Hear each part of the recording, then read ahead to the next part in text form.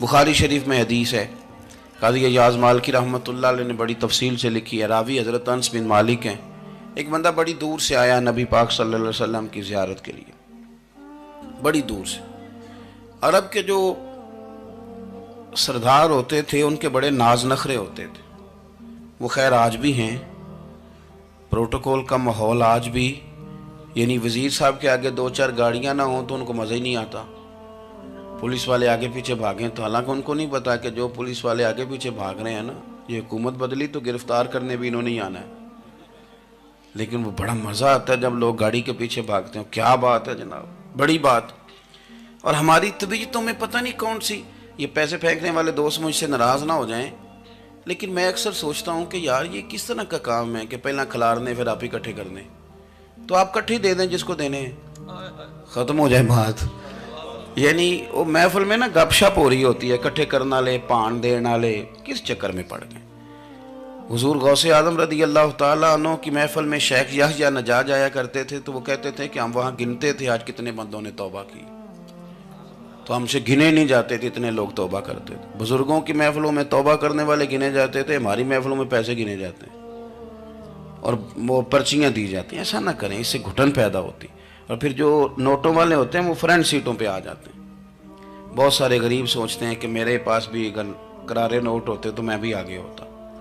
تو کم از کم یہ جو میلاد کی محافل ہیں ان میں تو سب کو ایک جیسا رہنے دیں، یہاں تو امیر غریب کا فرق نہ ہو، اس کو تو مہربانی کریں۔ تو نبی پاک صلی اللہ علیہ وسلم کی خدمت میں وہ شخص بڑی دور سے آیا، تو عرب کے بادشاہوں کا مزاج تھا، پروٹوکول بڑا چاہتے تھے، ان کا تو یہ طریقہ تھا کہ حکمرانی کرنی ہے جیسے بھی ہو۔ اگر کسی غلام نے دھوپ میں بندھا رہ گیا، اونٹ اور چھاؤں میں نہیں باندھا تو درے مارتے تھے، اور اگر اس نے کھول کے باندھ دیا تو پھر بھی مارتے تھے، کہتے تھے اتنا سیانہ ہو گیا تو نے پوچھا ہی نہیں، خود بخود ہی باندھ دیا۔ وہ شخص حضور کی بارگاہ میں آیا اور بہت سارے لوگوں کے پاس کیونکہ وہ جاتا تھا اپنے سربراہ کا پیغام لے کے، تو وہ کانپ رہا ہے جب حضور کی بارگاہ میں گیا، ڈر رہا ہے۔ اب ذرا بات کو سمجھنا، نبی پاک صلی اللہ علیہ وسلم نے اس سے فرمایا کیوں ڈرتے ہو، سادہ آدمی ہے، دیہاتی ہے، بدو ہے۔ اللہ کے رسول نے تھپکی دی، کیوں ڈرتے ہو؟ تو کہتے ہیں حضور مجھے آداب نہیں آتے اور مجھے ڈر آتا ہے، کوئی بات اگر ایسی ہو گئی آپ مدینے کی حکومت کے سربراہ ہیں تو کہیں آپ ناراض نہ ہو جائیں۔ حضرت انس بن مالک فرماتے ہیں بات کہاں کی تھی پہنچ کہاں گئی، جب اس نے یہ کہا نا کہ آپ تو حکومت کے سربراہ ہیں، کہیں کوئی غلطی نہ مجھ سے ہو جائے، تو نبی پاک کی آنکھوں میں آنسو آ گئے، حضور رونے لگے، اور نبی پاک صلی اللہ علیہ وسلم فرمانے لگے نہ بھائی تو کسی حکومت کے سربراہ کے پاس نہیں آیا، نہ تو اس بیٹے کے پاس آیا ہے جس کی ماں گوشت کے خشک ٹکڑے کھا کے بھی گزارا کر لیتی۔ میں تو ایک غریب ماں کا بیٹا ہوں۔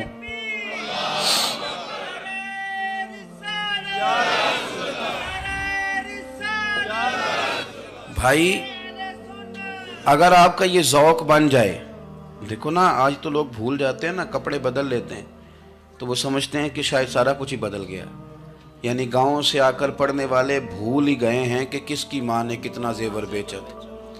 لوگ بھول جاتے ہیں چیزوں کو، اپنے ماضی کو یاد رکھیں، آپ لوگوں کے ساتھ پیار کریں، آپ لوگوں کو موقع دیں، آپ تھوڑی سی اور کوشش کریں اس شخص تک جانے کی جو آپ کو مایوس نظر آ رہا ہے، پریشان نظر آ رہا ہے۔ یہ ہمیں میلاد والے محبوب صلی اللہ علیہ وسلم نے درس دیا۔ ایک اور پہلو، حضور سید عالم صلی اللہ علیہ وسلم نے، ہمارے ہاں نا ابھی بھی برادری کی تقسیم ہے، ابھی بھی، اور کچھ میں نے ایسے کمزور لوگ بھی دیکھے، یہ اس طرح کی حرکتیں ہارے ہوئے لوگ کرتے ہیں، ہارے ہوئے لوگ جو اپنے آپ کو سمجھتے ہیں کہ میں کوئی بڑا آدمی ہوں۔ بڑا آدمی تو اپنے اخلاق سے ہوتا ہے، اپنے کردار سے ہوتا ہے، اپنی سخاوت سے ہوتا ہے، لوگوں سے پیار کرنے سے ہوتا ہے۔ باقی یہ کہ بیٹھ کے کہانی سنانا کہ میں بڑا کچھ کرتا ہوں، تو جو کچھ کرتا ہوتا ہے اسے سنانے کی کوئی ضرورت ہے۔ ایک اور بہت سارے لوگ آپ تعزیت کرنے جائیں نا والد کے انتقال کے بعد، تو ان بیچاروں کو بتانا پڑتا ہے کہ ابا جی میرے بغیر دوائی نہیں کھاتے تھے۔ تو میں کہتا ہوں اگر تیرے بغیر نہیں کھاتے تھے پھر بتانے کی ضرورت نہیں، پھر تو سارے گاؤں کو پتا ہوگا کہ تیرے بغیر نہیں کھاتے تھے، اور اگر کوئی دال میں کالا ہے تو پھر تیری وضاحت کوئی بندہ قبول نہیں کرے گا۔ تو آپ کو بتانا کیوں پڑ رہا ہے؟ اور آپ بار بار اس بات کا ذکر کیوں کر رہے ہیں کہ ہم بہت بڑے قبیلے کے ہیں؟ صاحب اگر آپ بڑے قبیلے کے ہیں تو پتہ ہوگا سارے علاقے کو آپ کتنا لوگوں کا خیال کرتے ہیں، آپ کس قدر محبت کرتے ہیں، آپ کا انداز کریمانہ کس طرح کا، پھر آپ کو بتانے کی کوئی ضرورت نہیں ہوتی، پھر خود بخود خبر ہوتی ہے۔ حضرت سیدنا ابو ذر غفاری رضی اللہ تعالیٰ عنہ، قبیلہ بنو غفار ایک بڑی شاخ تھی قبیلوں میں سے، جو لوگ اس زمانے میں مالدار قبیلوں سے تعلق رکھتے تھے ان میں سے ایک بڑا نام تھا۔ ساری زندگی چودراہٹ کی، لیکن میلاد ایک انقلاب کا نام ہے۔ میں میلاد منانے والے دوستوں سے گزارش کرتا ہوں کہ آپ ہر سال میلاد منائیں، اور ہر سال میلاد کے بعد آپ تھوڑے بدل بھی جائیں، یعنی تھوڑے سے بدل جائیں۔ کچھ لوگ کہیں یار یہ داڑھی میں نے نا 12 ربیع الاول والے دن رکھی تھی، یہ میری میلاد والی داڑھی ہے۔ اور داڑھی رکھیں بھی نبی پاک کی مرضی کی۔ کس کی مرضی کی؟ نہ ناراض ہو جائے جی میں ٹور چلا، بس کس مرضی کی جی؟ اپنی مرضی کے نہیں۔ داڑھی کا وزن کو نہیں ہوتا کہ پوری مٹھی رکھیں گے تو آپ کو کوئی دقت ہوگی، کوئی وزن نہیں، پوری رکھیں، جو حضور کا طریقہ مبارکہ ہے جو ہمیں ملتا ہے اس پر آپ توجہ فرمائیں۔ تو میں جو بات عرض کرنے جا رہا ہوں وہ میلاد انقلاب ہے۔ حضور سید عالم صلی اللہ علیہ وسلم کی بارگاہ میں آنے سے پہلے لوگ کچھ اور ہوتے تھے، اور یہاں سے ہو کے جاتے تھے تو پھر ان میں تبدیلی آتی تھی۔ میں سارا دن کرامتیں سناؤں نا کسی کو اپنے پیر صاحب کی اور اپنے گھر میں بھی کہ میرے حضرت بڑے، میرے استاد بڑے، لیکن بیوی کے ساتھ اگر میں ترش لہجے میں بات کروں گا تو وہ کہے گی یہ سکھاندے نے تینوں پیر صاحب، دوست کہیں گے یہ سکھاتے ہیں آپ، تو آپ کی کہانیاں نہیں چلتی، آپ کا کردار چلتا ہے۔ حضرت ابو ذر غفاری رضی اللہ تعالیٰ عنہ فرماتے ہیں چونکہ میں چودھری تھا، سیدنا بلال حبشی رضی اللہ تعالیٰ عنہ کے پاس میں بیٹھا تھا، کسی بات میں بات آگے بڑھی اور بڑھتے بڑھتے بات شکرنجی تک چلی گئی، رائے کے اختلاف نے باتوں میں تلخی پیدا کر دی، اور جب تھوڑے لفظ اور تیز ہوئے تو میں نے انہیں کہہ دیا چپ کر، تو ابشن کا بیٹا ہے۔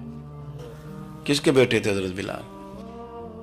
کہتے ہیں جب انہوں نے مجھے کہا تو میرا دل بڑا ٹوٹا، لیکن میں نے ارادہ کیا کہ میں نے حضور کی بارگاہ میں نہیں عرض کرنی، اب ہر بات کی ہم حضور کی بارگاہ میں شکایت کریں۔ لیکن میں جا کے مسجد میں بیٹھا اور جب سرکار آئے نا، ارادہ نہیں تھا کہ عرض کروں گا، لیکن حضور کا چہرہ دیکھا تو دکھ میرا خود ہی تازہ ہو گیا۔ رونے کا بھی تو تب ہی مزہ آتا ہے نا کوئی اپنا ملے تو۔ فرماتے ہیں کہ میرے آنسو نا بغیر اختیار کے چھلک پڑے اور میں کھل کے روئے، کھل کے۔ قربان جاؤں محبوب کے بھی حضور نے پاس نہیں بلایا، بلکہ نبی پاک اٹھ کے خود میرے پاس آئے اور مجھے کندھوں سے پکڑ کے سینے سے لگایا، اور جب میں کھل کے رو لیا تو حضور میرے آنسو پوچھنے لگے۔ کچھ شعر ایسے ہوتے ہیں جو کسی نے کہے ہوتے ہیں، اور کہنے والا جو ہوتا ہے وہ صاحب حال ہوتا ہے، تو اس میں کچھ خوبصورتی زیادہ ہی ہو جاتی ہے۔ ایک پنجابی کے شاعر ہمارے گجرات میں گزرے، بزرگ تھے، ان کا ایک شعر ہے، وہ کہتے ہیں ایک واری میری آنکھیاں چوں انہوں نے اتھرو پونجے سن، ایک واری میری آنکھیاں چوں انہوں نے اتھرو پونجے سن، ہن تے چسکا پہ گیا رونے دا۔ ایک واری میری آنکھیاں چوں انہوں نے اتھرو پونجے سن، ہن تے چسکا پہ گیا رونے دا، تے ہر ویلے آہو زاری دا۔ تو میں روز رونے لگا ہوں، مزہ ہی بڑا آیا ہے جب سے محبوب نے چپ کرانا شروع کیا۔ میرے عزیز، اور پھر حضرت بلال حبشی رضی اللہ تعالیٰ عنہ چونکہ حضور کے غلام تھے اور انہیں پتہ تھا کہ سرکار میری ناز برداری کرتے ہیں، حضور نے چپ کرایا۔ فرمایا کیوں روتے ہو؟ تو عرض کرنے لگے یا رسول اللہ صلی اللہ علیہ وسلم، اگر میں ابشن کا بیٹا ہوں تو میری تو غلطی کوئی نہیں نا، یہ تو تقسیم اللہ کی ہے نا۔ الذی خلقک فسواک فعدلک فی ای صورت ما شاء رکبک، جس طرح وہ چاہتا ہے، جس کو چاہتا ہے اس طرح کی اس کی صورت بنا دیتا ہے۔ تو مجھے ابشن کا بیٹا کہا جاتا ہے، میری غلطی کیا ہے؟ حضرت بلال نے بھی نہیں بتایا کس نے کہا، لیکن نبی پاک صلی اللہ علیہ وسلم نے کیا فرمایا؟ امام یوسف صالحی نے لکھا ہے، ذرا غور کرنا بات پر، تسلیاں لوگ اور رنگ میں بھی دیتے ہیں پر یہ تسلی بڑی انوکھی ہے۔ حضور فرمانے لگے بلال اگر تو ابشن کا بیٹا تو پریشان کیوں ہوتا ہے؟